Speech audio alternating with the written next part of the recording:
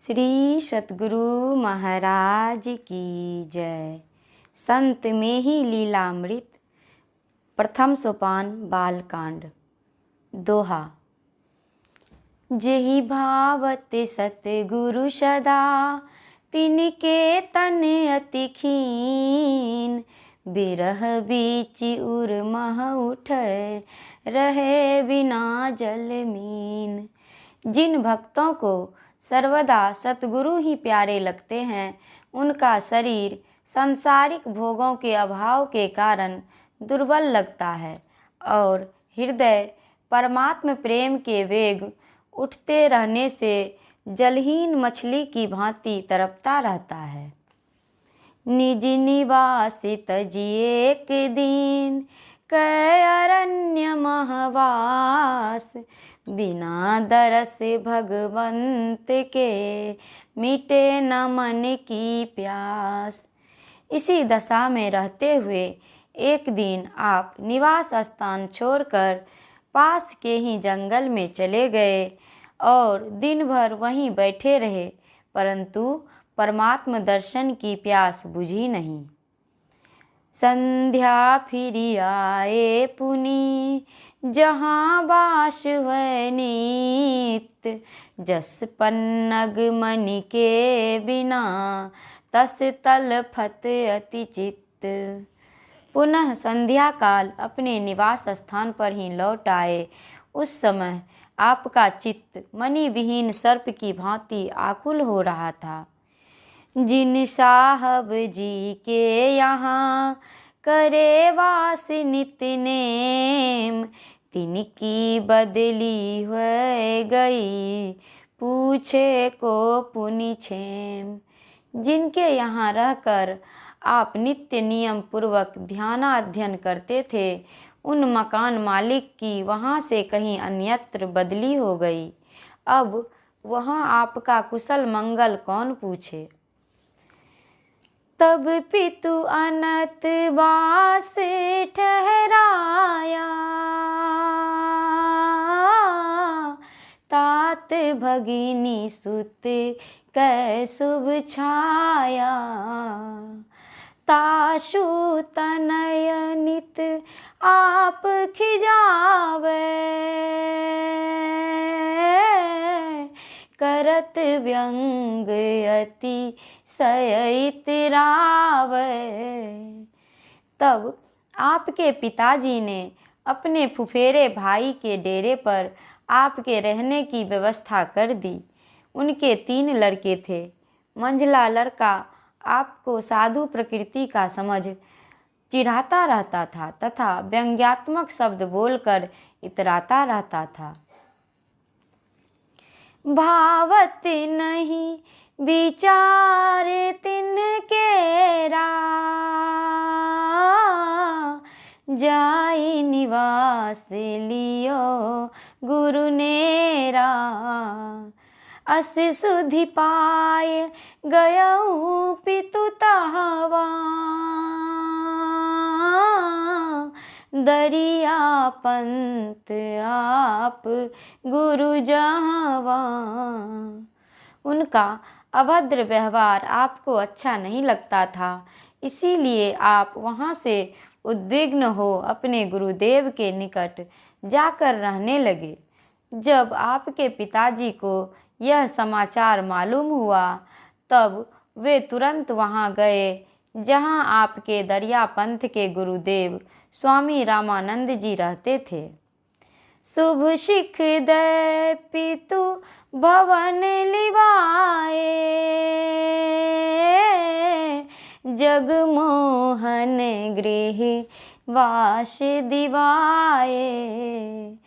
तह रही ध्यान करन पुनि लागे, योग भगति मन अति अनुरागे। आपके पिताजी आपको शुभ सिखावन देकर घर लिवा लाए और पहले जहाँ मुख्तार साहब के यहाँ आप रहते थे, वहीं रहने की व्यवस्था कर दी। वहाँ निश्चिंत हो आप अपने मन को ध्यान योग एवं भक्ति में अत्यंत संलग्न रखने लगे। जेतः संतत अंग्ल पढ़ावत, ते देखऊँ हरि भगति दृढ़ावत। करत विनोद सदा तब पासा, योगी वर बनी गे अति खासा। जो उत्तीर्ण हो तुम भाई, तो देखऊँ गुरु बल अधिकाई। जो अध्यापक आपको अंग्रेजी पढ़ाते थे, उन्होंने जब आपको इस तरह अध्ययन से ज़्यादा भजन में मन लगाते देखा, तब विनोद में आपसे कहा, बड़ा योगी बनने चला है। जब आगे होने वाली वार्षिक परीक्षा में पास हो जाओगे, तब हम तुम्हारे गुरुजी की श्रेष्ठ शक्ति को देखेंगे। भे उत्तीर्ण आप ध्रुव काला, रहे थकित लखी गुरु महिपाला। आए वर्ग प्रथम ऋषि राया, नहीं एहि ते उर माही अघाया। निश्चित समय पर आपने वार्षिक परीक्षा पास कर ली। भजन पाठ में अधिक समय देने के उपरांत भी जब आपको परीक्षा में सफलता मिल गई, तब उक्त अध्यापक महाशय आश्चर्यचकित हो गए। कथित इम्तिहान में उत्तीर्ण हो आप प्रथम दर्जे में शामिल हुए, लेकिन इस सांसारिक भौतिक विद्या में सफलता प्राप्त करके भी आपका हृदय परितृप्त नहीं हुआ। योग पंथ प्रीति अति गारी, प्रबल भक्ति आगे भई ठारी। देह धरे कर फल यह भाई, अस अबली उर गुंज कराई। योग पथ की ओर आपका अनुराग बढ़ रहा था और आपको ऐसा आभास हो रहा था कि तीव्र भक्ति सम्मुख मूर्तिमान हो प्रत्यक्ष खड़ी है। देह धरे कर फल यह भाई, भजिए राम सब काम बिहाई। रामायण की यह पंक्ति उस समय आपके हृदय में सर्वदा गूंजती रहती थी। राज तिलक रघुवर वन कारण, आंग्ल परीक्षा आप उदाहरण। जब बेकाल परीक्षा केरी, गयो तहाँ कछु किन्ह न देरी।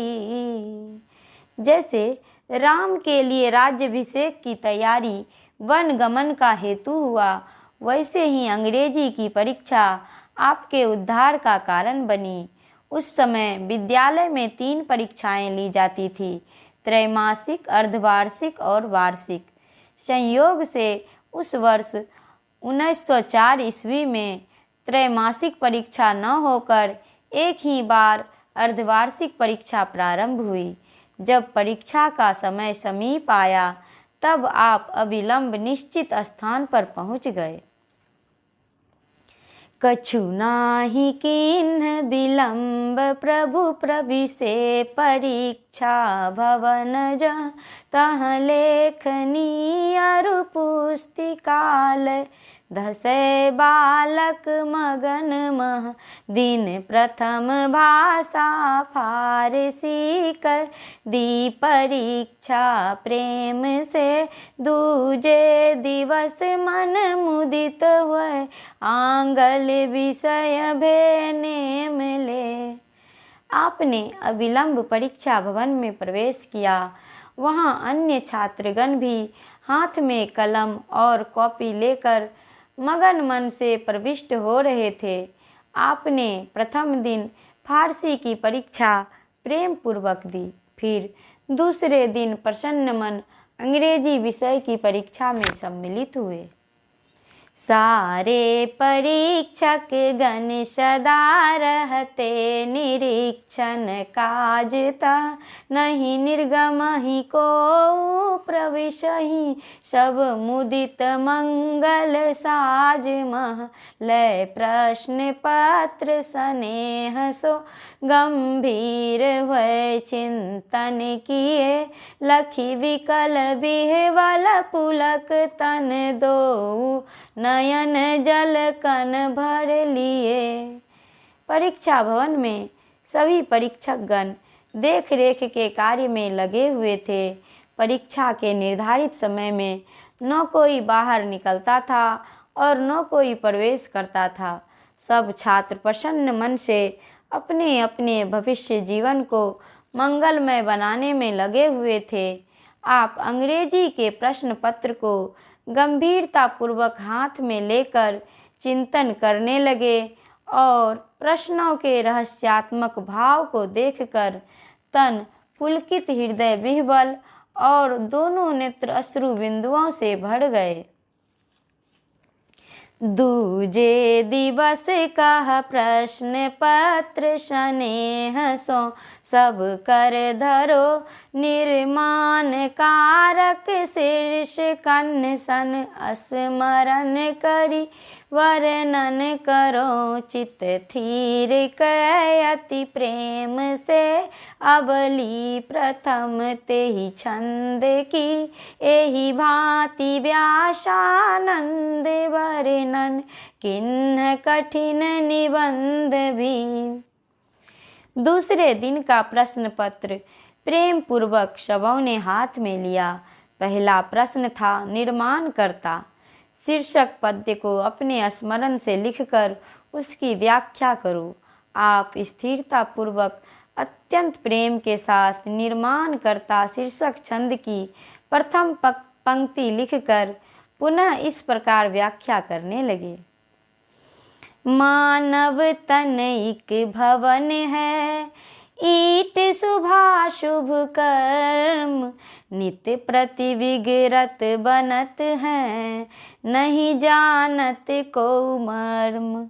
हम लोगों का मानव जीवन रूपी मंदिर प्रतिदिन के शुभाशुभ कर्म रूपी ईंटों से बनता या बिगड़ता है, परंतु प्रतिक्षण किस प्रकार उद्भव और प्रलय को प्राप्त करता है, यह रहस्य कोई नहीं जान पाता। मंगलमय शुभ कर्म से यह तन लेहु बनाय, नहीं पुनि काल कराल मुख, जय हूँ अंत समाय। इसीलिए ईश्वर भक्ति रूपी सर्वश्रेष्ठ मंगलमय कर्म के द्वारा इस मानव जीवन रूपी मंदिर का निर्माण करते जाना चाहिए, अन्यथा विकराल काल के मुख में प्रविष्ट होना अवश्य संभावी है। श्री सतगुरु महाराज की जय। शेष भाग अगले वीडियो में।